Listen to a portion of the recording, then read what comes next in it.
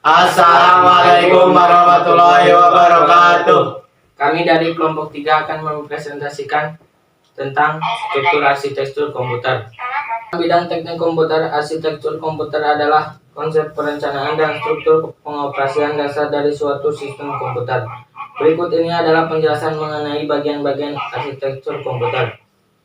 Yang ke-1 ada input device. Input device atau alat masukan. Input device adalah perangkat keras komputer yang berfungsi sebagai alat untuk memasukkan data atau perintah ke dalam komputer. Contohnya seperti keyboard, mouse, dan lain-lain. Yang kedua ada output device atau alat masukan. Output device adalah perangkat keras komputer yang berfungsi untuk menampilkan keluaran sebagai hasil pengolah data. Contohnya seperti printer, proyektor, dan lain-lain. Yang ketiga, input-output port. Bagian ini digunakan untuk menerima ataupun mengirim data keluar sistem. Peralatan input dan output di atas terhubung melalui port ini. Contohnya seperti port USB, port VGA, port audio, dan lain-lain.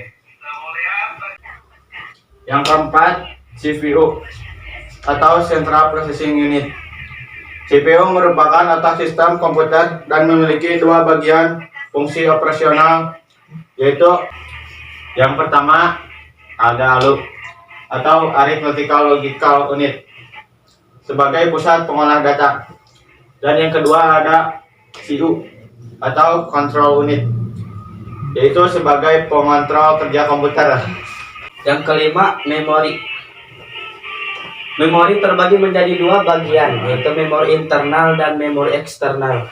Memori terbagi berupa RAM atau bisa disebut Random Access Memory yang berfungsi untuk menyimpan program yang kita olah untuk sementara waktu. Dan ROM bisa disebut dengan Read Only Memory, yaitu memori yang hanya bisa dibaca dan berguna sebagai penyedia informasi pada saat komputer pertama kali dinyalakan. Yang keenam, data bus. Data bus adalah jalur-jalur perpindahan data antar modul dalam sistem komputer. Karena pada saat tertentu, masing-masing saluran hanya dapat membawa 1 bit data. Maka jumlah saluran menentukan jumlah bit yang dapat ditransfer pada suatu data pada suatu saat.